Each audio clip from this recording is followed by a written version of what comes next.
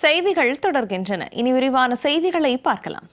தென்னக மாநிலங்களுக்கு இடையிலான முக்கிய பிரச்சனையான நதிநீர் பங்கீட்டு பிரச்சனையை பேச்சுவார்த்தை மூலம் விரைவில் தீர்த்துக் கொள்ள அனைத்து மாநிலங்களும் ஒப்புக்கொண்டதாக மத்திய உள்துறை அமைச்சர் அமித்ஷா தெரிவித்துள்ளார்.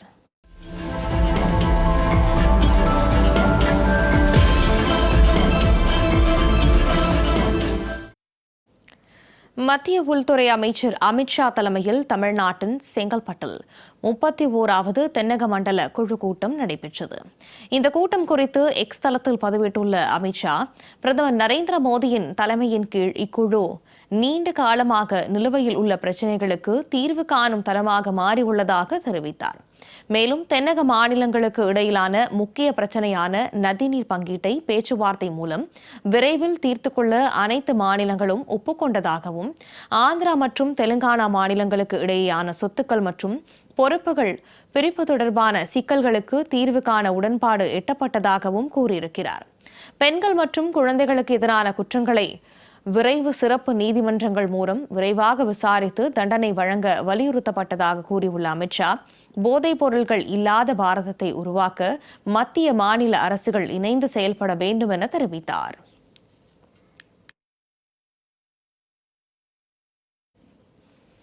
காவிரி விவகாரத்தில் உச்சநீதிமன்ற தீர்ப்பு மற்றும் காவிரி நீர் மேலாண்மை ஆணையத்தின் முடிவுகளை உரிய நேரத்தில் செயல்படுத்த வேண்டும் என்று தென் மாநில முதலமைச்சர்கள் மாநாட்டில் முதலமைச்சர் விஜய் வலியுறுத்தியுள்ளார். சென்னை அடுத்த கோவளத்தில் தென் மாநில முதலமைச்சர்கள் மாநாடு நடைபெற்றது. மத்திய உள்துறை அமைச்சர் அமித்ஷா தலைமையில் நடந்த இந்த மாநாட்டில் கேரளா, கர்நாடகா, ஆந்திரா உள்ளிட்ட மாநிலங்களின் முதலமைச்சர்கள் கலந்து கொண்டனர். மாநாட்டில் பேசிய முதலமைச்சர் விஜய், நிதி பகிர்வில் தென் மாநிலங்களுக்கு இடையேயான நியாயமான அணுகுமுறை தேவை என்று வலியுறுத்தினார். மேலும் காவிரி விவகாரத்தில் உச்சநீதிமன்ற தீர்ப்பு மற்றும் காவிரி நீர் மேலாண்மை ஆணையத்தின் உத்தரவுகளை மதித்து செயல்பட வேண்டும் என்றும் முதலமைச்சர் விஜய் வலியுறுத்தினார். முல்லை பெரியாறு அணை விவகாரத்தில் நீதிமன்ற தீர்ப்புகளுக்கு ஏற்ப நீர்மட்டத்தை 152 அடியாக உயர்த்தும் நடவடிக்கைகள் அமைய வேண்டும் என்றும் அவர் தெரிவித்தார். ஆற்று நீரோட்டத்தை சார்ந்திருக்கும் வாழ்வாதாரங்களுக்கு முழுமையாக பாதுகாக்கப்பட வேண்டும் என்றும், கீழ்நிலை கரையோர மாநிலங்களின் நியாயமான உரிமைகளை பாதுகாக்கப்பட வேண்டும் என்றும் முதலமைச்சர் விஜய் வலியுறுத்தினார். தொடர்ந்து பேசிய முதலமைச்சர், தமிழகத்திற்கு நீட் தேர்வு தேவையில்லை என்றும் 12ஆம் வகுப்பு மதிப்பெண்களின் அடிப்படையில் மட்டுமே மருத்துவ இடங்களை நிரப்ப தமிழ்நாட்டிற்கு அனுமதி அளிக்க வேண்டும் என்றும் வலியுறுத்தினார்.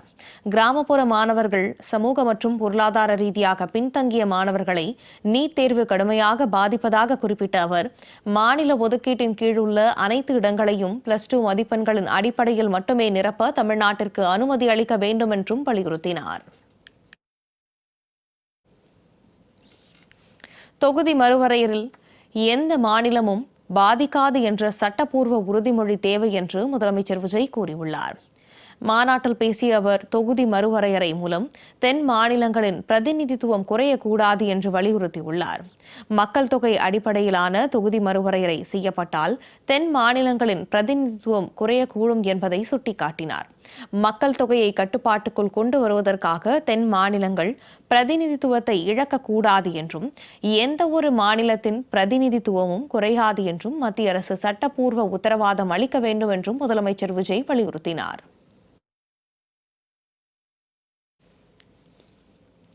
போதைப் பொருள் பயன்பாட்டை தடுப்பதற்கு மாநிலங்களுக்கு இடையேயான நெருக்கமான ஒத்துழைப்பு அவசியம் என்றும் முதலமைச்சர் விஜய் வலியுறுத்தியுள்ளார். மாநாட்டில் தொடர்ந்து பேசிய அவர், சட்டவிரோத ஆன்லைன் விற்பனை அங்கீகரிக்கப்பட்டதாக விநியோகம் மற்றும் மாநிலங்களுக்கு இடையேயான கடத்தல் மூலம் இளைஞர்களுக்கு போதைப் பொருட்கள் எளிதில் கிடைப்பது மிகுந்த கவலை அளிப்பதாக தெரிவித்தார்.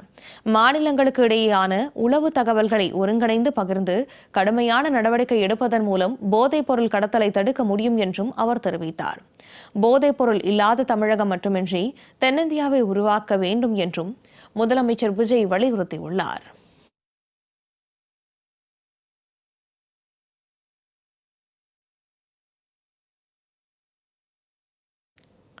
மேகதாது கர்நாடகாவுக்கு மட்டுமல்ல, தமிழ்நாட்டிற்கும் முக்கியமான திட்டம் என கர்நாடக முதலமைச்சர் டி.கே. சிவக்குமார் தெரிவித்துள்ளார். சென்னை அடுத்த கோவளத்தில் அமித்ஷா தலைமையில் நடைபெற்ற தென் மாநில முதலமைச்சர்கள் மாநாட்டில் கர்நாடக முதலமைச்சர் டி.கே. சிவக்குமார் நதிநீர் பிரச்சினைகள் குறித்து பேசினார். மேகதாது திட்டம் கர்நாடகாவுக்கு மட்டுமல்ல தமிழ்நாட்டிற்கு முக்கியமான திட்டம் என அவர் தெரிவித்தார். மேகதாது திட்டத்தின் மூலம் கிடைக்கும் ஒவ்வொரு சொட்டு தண்ணீரும் தமிழ்நாடு மற்றும் புதுச்சேரி விவசாயிகளுக்கு உதவும் என்றும் டி.கே. சிவக்குமார் கூறினார். எங்களுக்கு உதவுங்கள், நாங்கள் உங்களுக்கு உதவுகிறோம் என அவர் கேட்டுக்கொண்டார். தண்ணீர் மாநிலங்களை பிரிக்காமல் ஒன்றிணைக்க வேண்டும் என்றும் நதிநீர் பங்கீட்டை தாண்டி ஒத்துழைப்பை உருவாக்க வேண்டும் என கர்நாடக முதலமைச்சர் டி.கே. சிவக்குமார் வலியுறுத்தினார்.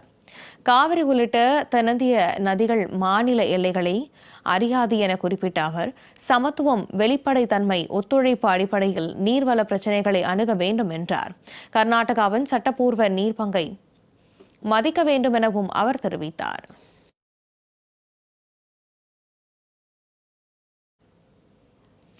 மேகதாது அணை கட்டப்பட்டால் கர்நாடகாவை விட தமிழகத்திற்கே பெருமளவு நன்மை கிடைக்கும் என்று கர்நாடக முதலமைச்சர் டி.கே. சிவக்குமார் தெரிவித்துள்ளார். தென் மாநில முதலமைச்சர்களின் மாநாட்டை தொடர்ந்து செய்தியாளர்களை சந்தித்த அவர், தென்னிந்திய மாநிலங்களின் நலன் குறித்து ஆலோசிக்கப்பட்டதாக தெரிவித்தார்.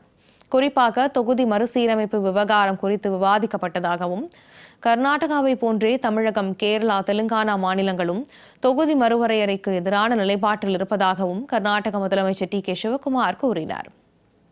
தொடர்ந்து காவிரி விவகாரத்தில் நீதிமன்ற தீர்ப்புகளை பின்பற்ற தமிழக முதலமைச்சர் விஜய் வலியுறுத்தியதாக தெரிவித்த அவர், மேகதாது திட்டத்தால் தமிழகமே அதிக பயனடையும் என தெரிவித்தார். மேலும் பெங்களூரு நகர மக்களின் குடிநீர் தேவைக்காகவே மேகதாது அணை கட்ட திட்டமிடப்பட்டுள்ளதாகவும், இதன் மூலம் 5 டிஎம்சி அளவுக்கு மட்டுமே குடிநீருக்கு எடுக்கப்படும் என்றும், மீதமுள்ள அனைத்து தண்ணீரும் தமிழகம், புதுச்சேரிக்கு திறந்து விடப்படும் என்றும் உறுதியளித்துள்ளதாகவும் கர்நாடக முதலமைச்சர் டி.கே. சிவக்குமார் தெரிவித்துள்ளார்.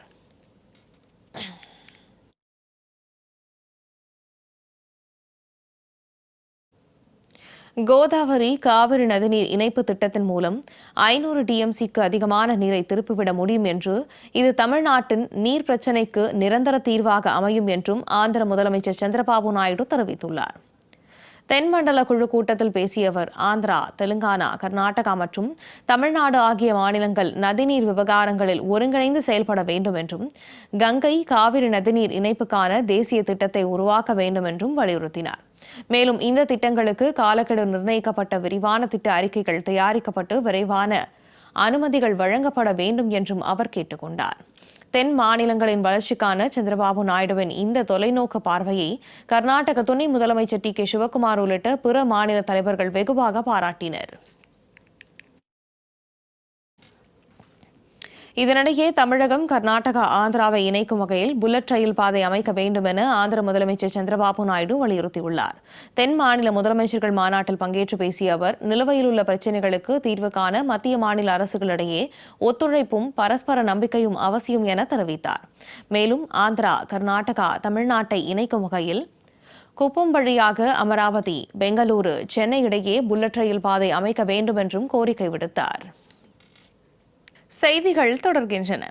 முல்லை பெரியாறில் தமிழகமே புதிய அணையை கட்டிக்கொள்ளலாம் என்றும், இதற்கான நிதியை கேரளம் அரசே ஏற்கும் என்றும் அம்மாநில முதலமைச்சர் சதீஷன் தெரிவித்துள்ளார்.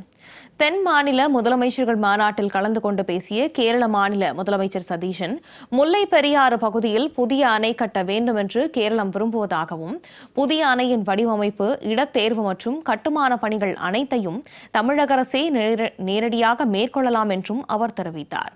மேலும் புதிய அணை கட்டப்பட்டாலும் தமிழகத்திற்கான முழு நீர் பங்கீட்டையும் எந்தவித தடையுமின்றி வழங்க தயாராக இருப்பதாகவும், அணை கட்டுவதற்கான மொத்த செலவையும் கேரள மாநிலம் அரசே முழுமையாக ஏற்றுக்கொள்ளும் என்றும் முதலமைச்சர் சதீஷன் உறுதியளித்துள்ளார்.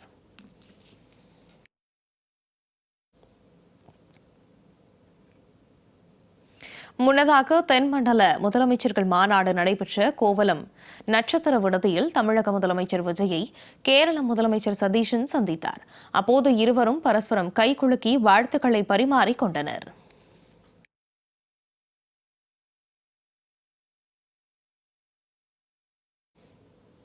மேகதாது அணை விவகாரத்தில் அரசியல் நாடகங்கள் அரங்கேறுகின்றனவா? காவிரி நீர் தொகுதி மறுவரையறை குறித்த விவாதங்கள் மற்றும் முதலமைச்சரின் அணுகுமுறை குறித்து தமிழ்நாடு இளைஞர் கட்சி ஜேம்ஸ் மார்டின் மற்றும் பத்திரிகையாளர் செந்தில்வேல் முன்வைக்கும் காரசாரமான கருத்துக்களை தற்பொழுது பார்க்கலாம். அவருடைய தொகுதி, அதனால அவர் அப்படி பேசுறாரு. கர்நாடகாவில் இருக்கிறவங்களே அதை எதிர்க்கிறாங்க.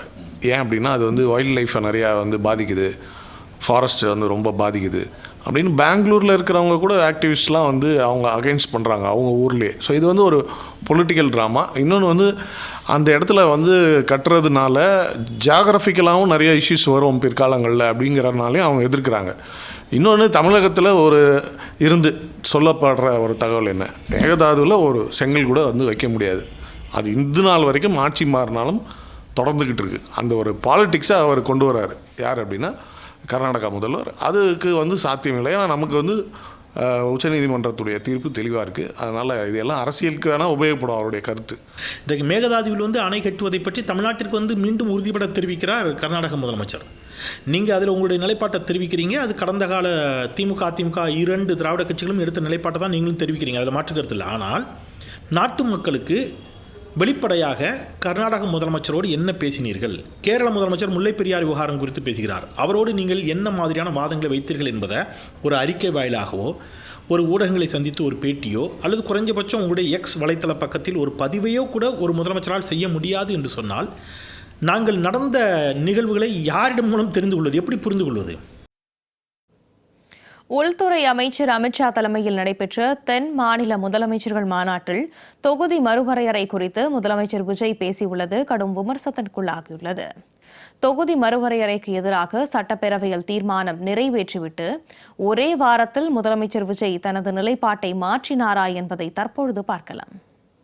தொகுதி மறுவரையறை செய்தாலும் மக்கள் தொகையை சிறப்பாக கட்டுப்படுத்திய தமிழ்நாடு உள்ளிட்ட தென் மாநிலங்களின் நாடாளுமன்ற பிரதிநிதித்துவம் நிரந்தரமாக பாதிக்கப்படும் என்பது நிதர்சனமான உண்மை. எந்த ஒரு மாநிலமும் தொகுதி மறுவரையால் பாதிக்கப்படாமல் பார்த்து கொள்வது ஒன்றிய அரசின் தலையாய கடமையாகும்.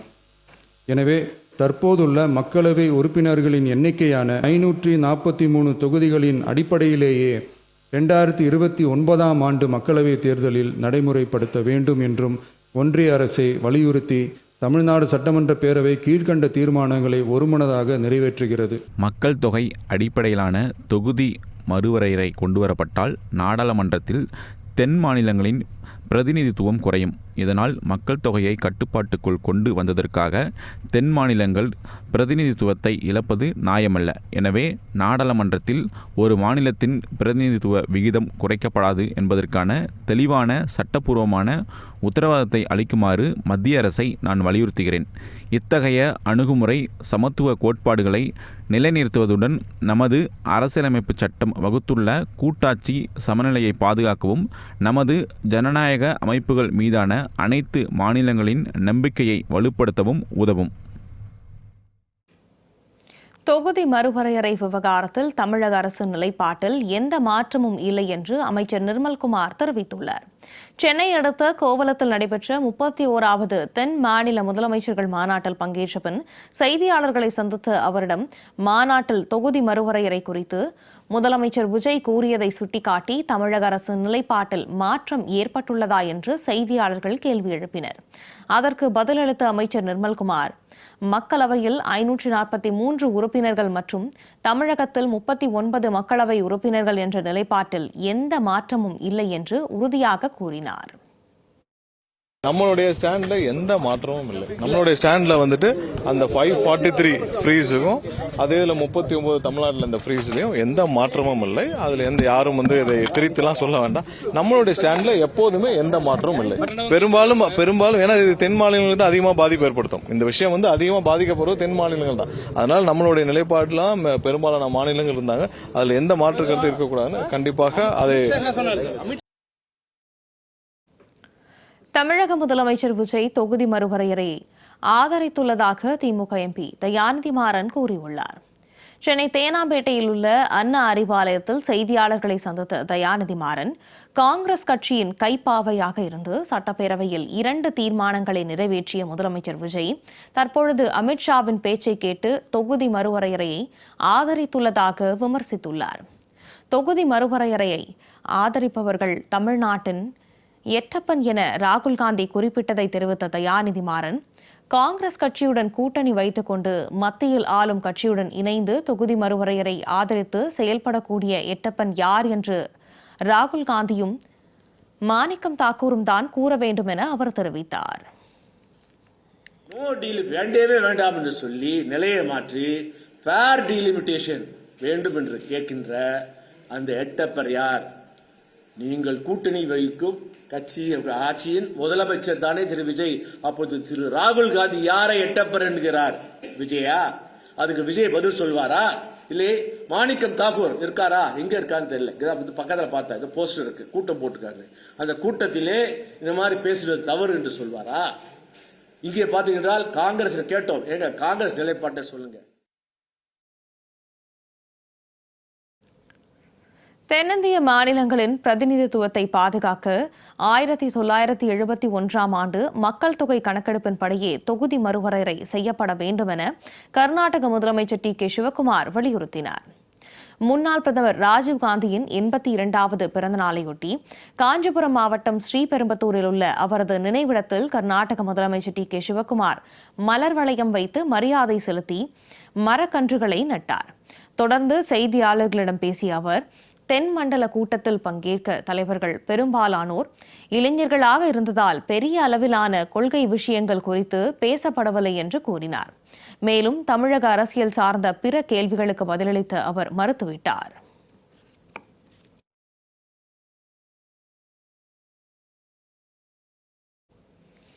21 அதிமுக எம்எல்ஏக்களுக்கு எதிராக தகுதி நீக்க நடவடிக்கையை சபாநாயகர் கைவிட்டது சரிதான் என சென்னை உயர்நீதிமன்றம் உத்தரவிட்டுள்ளது.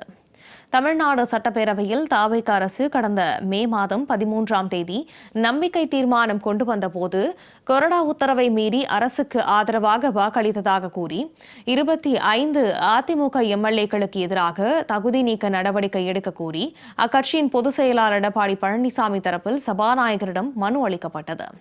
இதனிடையே 4 எம்எல்ஏக்கள் ராஜினாமா செய்ததை அடுத்து மீதமுள்ள 21 எம்எல்ஏக்கள் மன்னிப்பு கோரி கடிதம் அளித்ததால் அவர்களுக்கு எதிரான தகுதி நீக்க நடவடிக்கையை கோரி மனுவை திரும்ப பெற்றுக் கொள்வதாக எடப்பாடி பழனிசாமி சபாநாயகரிடம் கடிதம் அளித்தார். இதை ஏற்று 21 எம்எல்ஏக்களுக்கு எதிரான தகுதி நீக்க நடவடிக்கைகளை சபாநாயகர் கைவிட்டு பிறப்பித்த உத்தரவை ரத்து செய்ய கோரி வழக்கறிஞர் செல்வகுமார் என்பவர் சென்னை உயர்நீதிமன்றத்தில் பொதுநல வழக்கு தாக்கல் செய்திருந்தார். இந்த வழக்கை விசாரித்த தலைமை நீதிபதி சுஷ்ருத் அரவிந்த், தர்மாதிகாரி மற்றும் நீதிபதி ஜி. அருள்முருகன் அமர்வு சட்டப்படி 15 நாட்களுக்குள் 21 எம்எல்ஏக்களை மன்னித்து கடிதம் அளித்துவிட்டால் தகுதி நீக்கம் என்ற கேள்வியே எழாது என்பதால் அவர்களுக்கு எதிரான தகுதி நீக்க நடவடிக்கையை சபாநாயகர் கைவிட்டது சரியே என கூறி வழக்கை தள்ளுபடி செய்து உத்தரவிட்டது. தமிழ்நாடு நுகர்பொருள் வாணிப கழகத்திற்கு 15 புதிய சேமிப்பு கிடங்குகள் கட்டப்படும், 150 புதிய நியாய விலைக்கடைகள் அமைக்கப்படும் என்று உணவுத்துறை அமைச்சர் வெங்கடரமணன் அறிவித்துள்ளார்.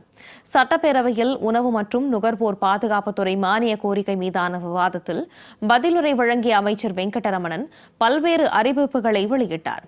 அதில் முக்கியமாக பொதுமக்கள் எளிதில் ரேஷன் பொருட்களை பெறும் வகையில் 1500க்கும் அதிகமான குடும்ப அட்டைகளை கொண்ட பெரிய நியாய விலைக்கடைகளை பிரித்து முதற்கட்டமாக 150 புதிய நியாய விலைக்கடைகள் அமைக்கப்படும் என்றும், தமிழ்நாடு நுகர்பொருள் வாணிப கழகத்திற்கு 15 புதிய சேமிப்பு கிடங்குகள் 81 கோடியே 60 லட்சம் கோடி மதிப்பீட்டில் கட்டப்படும் என்றும் அவர் தெரிவித்தார். மேலும் தமிழ்நாடு சேமிப்பு கிடங்கு நிறுவனத்தின் 10 சேமிப்பு கிடங்கு வளாகங்களில் தொழிலாளர் ஓய்வறை வசதி ஏற்படுத்தப்படும் என்றும், ரேஷன் பொருட்களின் தரத்தினை மதிப்பீடு செய்வதற்காக 1 கோடி ரூபாய் மதிப்பீட்டில் புதிய கைபேசி செயலி உருவாக்கப்படும் என்றும் அவர் கூறினார். அதேபோல பொது விநியோக திட்டத்துடன் தொடர்புடைய பல்வேறு துறைகளின் செயல்பாடுகளை ஒருங்கிணைத்து கண்காணிக்க புதிய இணையதளம் உருவாக்கப்படும் என்பன உள்ளிட்ட பல அறிவிப்புகளை அமைச்சர் வெங்கடரமணன் சட்டப்பேரவையில் அறிவித்துள்ளார். நமது வெற்றி தலைவர் தலைமையிலான அரசு அமைந்த பின்னர் 10/5/2026 முதல் 15/8/2026 வரை 1,13,787 குடும்ப அட்டைகள் அச்சடிக்கப்பட்டு அதில் 73,163 குடும்ப அட்டைகள் பயனாளி வழங்கப்பட்டுள்ளன. சட்டப்பேரவையில் இந்த அறிவிப்புகளுக்கிடையே புரட்சித் தலைவர் எம்ஜிஆர் பாடலை பாடி முதலமைச்சர் விஜயை உணவுத்துறை அமைச்சர் வெங்கடரமணன் புகழ்ந்தார். புத்தன், இயேசு, காந்தி பிறந்தது பூமியில் எதற்காக? இந்த பாடலில் ஒரு சில வரிகளை மட்டும். நிழல் வேண்டும் போது மரம் ஒன்று உண்டு, பகை வந்த போது துணை ஒன்று உண்டு, இருள் வந்த போது விளக்கொன்று உண்டு, எதிர்காலம் ஒன்று எல்லோருக்கும் உண்டு, உண்மை என்பது என்றும் உள்ளது தெய்வத்தின் மொழியாகும், நன்மை என்பது நாளை வருவது நம்பிக்கை ஒளியாகும். அந்த நம்பிக்கை ஒளிதான் நமது மாண்பு முதலமைச்சர் அவர்கள். தமிழ்நாடு தொடங்கி சர்வதேச அளவில் நடைபெற்ற பல்வேறு முக்கிய நிகழ்வுகளை விரைவுச் செய்திகளாக பார்க்கலாம். இந்தியன் வங்கியின் 120வது வாடிக்கையாளர்கள் தின விழாவை முன்னிட்டு சென்னை பாடிக்கலையில் சிறப்பு நிகழ்ச்சி நடைபெற்றது. இதில் பங்கேற்ற பொது மேலாளர் என் வெங்கடேசன் 1968 தொடங்கப்பட்ட இக்கிளை இதுவரை 1000 கோடி ரூபாய்க்கும் மேல் வர்த்தகம் செய்து சாதனை படைத்துள்ளதாக தெரிவித்தார். சம்பள கணக்கு வைத்திருப்பவர்களுக்கு கூடுதல் செலவின்றி விபத்து மற்றும் மருத்துவ காப்பீடு சலுகைகள் வழங்கப்படுவதாகவும், குறு சிறு தொழில் நிறுவனங்களுக்கு தேவையான நிதி உதவிகள் தொடர்ந்து அளிக்கப்படும் என்றும் அவர் உறுதியளித்தார். இந்த நிகழ்ச்சியில் இந்தியன் வங்கி பொது மேலாளர் வெங்கடேசன், பூவிருந்தவள்ளி மண்டல துணை பொது மேலாளர் ஸ்ரீனிவாசன், பாடி கிளை உதவி பொது மேலாளர் சரவணன் உள்ளிட்ட வங்கி அதிகாரிகள் மற்றும் ஊழியர்கள் கலந்து கொண்டு சிறப்பித்தனர். இந்தியன் வங்கியின் சார்பில் வாடிக்கையாளர்களுக்கு இருக்கக்கூடிய deposit products, salary account products, loan products, digital products, இது பற்றியெல்லாம் நாங்கள் எக்ஸ்பிளைன் பண்ணோம்.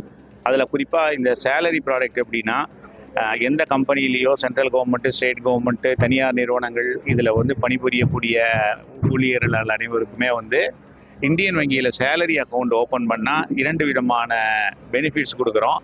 ஒரு benefit insurance coverage, group personal accidental insurance coverage இருக்குது. அதுக்கப்புறம் குரூப் டேர்ம் லைஃப் இன்சூரன்ஸ் இருக்குது.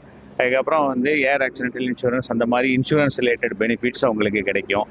ரெண்டாவது, இந்த கார்டு கொடுக்கறதுல இந்த RuPay card, RuPay select card, இந்த மாதிரி நிறைய வேரியன்ஸ் இருக்குது. அவங்க வரக்கூடிய சேலரிக்கு தகுந்த மாதிரி இதில் அவங்களுக்கு சில பெனிஃபிட்ஸ் கிடைக்கும்.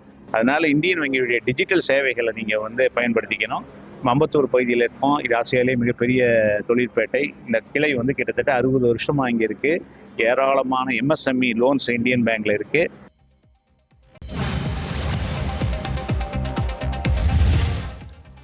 சமூக வலைதள பக்கத்தில் தாவேகாவினர் தன்னை தரக்குறைவாக பேசி உருமாற்றப்பட்ட புகைப்படங்களுக்கும் அச்சுறுத்தும் வகையில் வீடியோ வெளியிட்டதாக சென்னை காவல் ஆணையர் அலுவலகத்தில் திமுகவின் ஜென்சி ஒருங்கிணைப்பாளர் எழில்துரை புகார் அளித்துள்ளார். தனக்கும் தன் குடும்பத்திற்கும் பாதுகாப்பு வழங்க வேண்டும் என்றும் சம்பந்தப்பட்ட நபர் மீது உரிய சட்ட நடவடிக்கை எடுக்க வேண்டும் என்றும் கோரியுள்ள அவர், ஆதவர்ஜுனா இளைஞர்கள் குறித்து பொதுவெளியில் தெரிவித்த கருத்துக்களையும் சுட்டிக்காட்டி விசாரணையை வலியுறுத்தியுள்ளார்.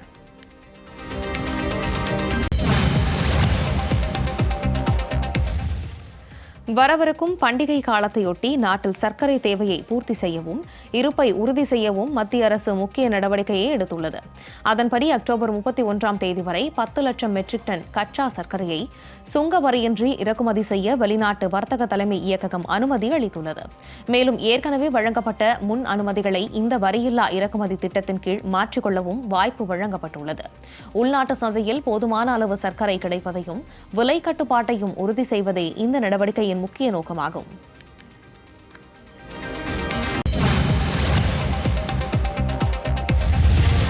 இந்த ஆண்டின் இறுதிக்குள் இந்தியா ஐரோப்பிய ஒன்றியம் இடையிலான தாராள வர்த்தக ஒப்பந்தம் கையெழுத்தாவது உறுதி செய்யப்பட்டுள்ளதாக அரசு வட்டாரங்கள் தெரிவித்துள்ளன. இந்த ஒப்பந்தத்திற்கான சட்ட ரீதியான பரிசீலனை பணிகள் முழுமையாக நிறைவடைந்துள்ளன. தற்போது ஐரோப்பிய ஒன்றிய தரப்பில் இதற்கான உள்நாட்டு ஒப்புதல்கள் மற்றும் மொழியாக்க பணிகள் தீவிரமாக நடைபெற்று வருகின்றன. திட்டமிட்டபடி இந்த ஆண்டு இறுதிக்குள் அனைத்து நடைமுறைகளையும் நிறைவு செய்து ஒப்பந்தத்தில் அதிகாரப்பூர்வமாக கையெழுத்திட இருதரப்பும் உறுதியுடன் செயலாற்றி வருகின்றன. பஞ்சாப் மாநிலம் பதிண்டா பகுதியில் உள்ள கோட்பாரா கிராமத்தையும் ராம்கர் புந்தர் கிராமத்தையும் இணைக்கும் புதிய சாலை அமைக்கப்பட்ட சில நாட்களிலேயே முற்றிலும் சேதமடைந்துள்ளது. இந்த மோசமான கட்டுமான பணியை கண்டித்து அப்பகுதி கிராம மக்கள் வீதியில் இறங்கி போராட்டத்தில் ஈடுபட்டனர். புதிதாக போடப்பட்ட இந்த சாலையை அவர்கள் வெறும் கைகளாலேயே எளிதாக பிரித்து எடுத்து காட்டி தங்களின் எதிர்ப்பை பதிவிட்டனர்.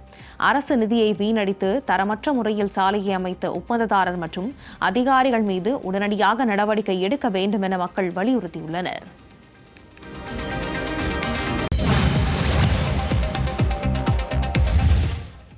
பாரத் ஸ்டேட் வங்கி கிளைகள் மூலம் தொடங்கப்பட்ட அடிப்படை சேமிப்பு கணக்குகளுக்காக பண பரிவர்த்தனை கட்டணங்களை அக்டோபர் 1 முதல் மாற்றியமைப்பதாக அறிவித்துள்ளது. புதிய அறிவிப்பின்படி 1 மாதத்திற்கு வழக்கம் போல வழங்கப்படும் 4 இலவச பண பரிவர்த்தனைகளை தொடர்ந்து இலவசமாகவே நீடிக்கும் என்று தெரிவிக்கப்பட்டுள்ளது. 1 மாதத்தில் 4 முறைக்கு மேல் கணக்கிலிருந்து ரொக்க பணம் எடுக்கும் பட்சத்தில் அதற்கு பிந்தைய ஒவ்வொரு கூடுதல் பரிவர்த்தனைகளுக்கும் தலா 15 ரூபாய் மற்றும் அதற்கான GST கட்டணம் வசூலிக்கப்படும் என்றும் கூறப்பட்டுள்ளது. அனைத்து விதமான டிஜிட்டல் மற்றும் ஆன்லைன் பண பரிவர்த்தனைகளுக்கும் எப்போதும் போல முழுமையாகவே இலவசமாகவே தொடரும் என்றும் அறிவிக்கப்பட்டுள்ளது. தமிழகத்தில் மூடப்பட்ட 717 அரசு மதுக்கடைகளின் முழு முகவரிகள் மற்றும் எண்கள் அடங்கிய பட்டியலை அமைச்சர் விக்னேஷ் வெளியிட்டார். சென்னை தலைமை செயலகத்தில் செய்தியாளர்களை சந்தித்த மதுவிலக்கு மற்றும் ஆயத்தீர்வைத்துறை அமைச்சர் விக்னேஷ், தமிழக வெற்றிக் கழக அரசு அமைந்த பின் மூடப்பட்ட 717 அரசு மதுக்கடைகளின் முழு முகவரிகள் மற்றும் எண்கள் அடங்கிய பட்டியலை வெளியிட்டார்.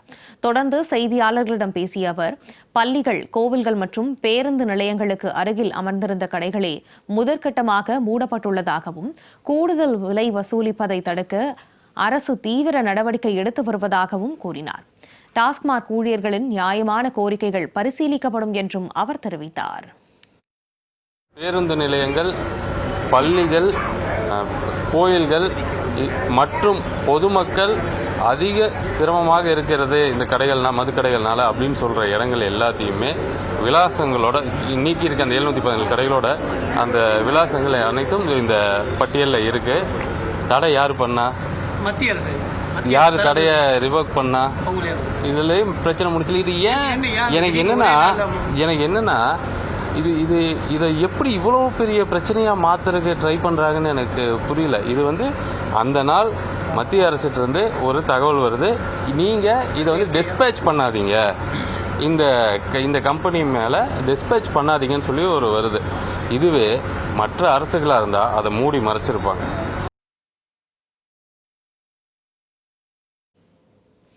கடந்த ஆட்சியில் நெல் கொள்முதல் நிலையங்களில் விவசாயிகளிடமிருந்து மூட்டைக்கு 50 ரூபாய் லஞ்சம் வாங்கப்பட்டதாக அமைச்சர் வெங்கடரமணன் பேசியதால் சட்டப்பேரவையில் காரசார விவாதம் நடைபெற்றது. அதனை தற்போது பார்க்கலாம். முந்தைய ஆட்சி காலங்களில் நேரடி நெல் கொள்முதல் நிலையங்கள் மூட்டைக்கு 40 ரூபாய், 50 ரூபாய், 60 ரூபாய் லஞ்சமாக பெறுவது நடைமுறையாக இருந்து வந்தது. நெல் கொள்முதல் நிலையங்களில் கடந்த ஆட்சியில் 50 ரூபாய், 60 ரூபாய் லஞ்சம் பெறுகிறார்கள் என்று பதிவு செய்திருக்கிறார். மன்னிக்கிறோம், வர்றேன் சார், பேசலாம். தஞ்சை மாவட்டத்திற்கு ஆய்வுக்கு வந்தபோது நேரடியாக கேட்கிறார். அப்பொழுதும் நாங்கள் 50 ரூபாய் தருவதாகவும் சொல்லுகிறார்கள். இது ஒளிபரப்பப்பட்டுள்ளது. அப்படி என்றால் எங்கள் ஆட்சி லஞ்சம் என்று பதிவு செய்கிற நீங்கள் உங்கள் பேச்சு இந்த ஆட்சியிலும் 50 ரூபாய் லஞ்சம் பெறுகிறார்கள் நெல் கொள்முதல் நிலையங்களில் என்று ஒத்துக்கொள்ள தயாரா, அல்லது அவர் பேச்சை அவை குறிப்பிலிருந்து நீக்க தயாரா என்பதை மாண்புமிகு அமைச்சர் கேட்டுக்கொள்கிறேன். இதை களைவதற்கு பல்வேறு நடவடிக்கை மேற்கொள்ளப்பட்டு வருகிறது என்பதையும் தெரிவித்துக் கொள்கிறேன். எல்லா உறுப்பினர்களும் சொன்னார் 40 ரூபாய் 50 ரூபாய் லஞ்சம் பெறப்பட்டது கடந்த கால ஆட்சியில் என்று சொன்னார். அவர் நேரடியாக ஆய்வுக்கு சென்ற போது இப்போதும் அங்கு வாங்கப்படுகிறது என்று நம்முடைய முன்னாள் அமைச்சர் அவரும் சொல்லியிருக்கிறார். கொஞ்சம் நீங்க பேசும்போது நாங்க கேட்டுக்கிட்டு இருந்தோம். நாங்க சொல்லும் போது நீங்க கொஞ்சம் கேளுங்க. அவை குறிப்பிலிருந்து நீக்கணும்னு சொன்னாங்க. அதையும் நீக்க முடியாது, இதையும் நீக்க முடியாது. ஏன்னா மேல போயிட்டுது. எல்லாரும் மக்களுக்கு போயிட்டாங்க. யார் எங்க இருந்தாலும் நீங்க வாங்கினாலும் மக்களுக்கு தெரியுது. அதை இல்லைன்னு மட்டும் சொல்லாதீங்க. வணக்கம்.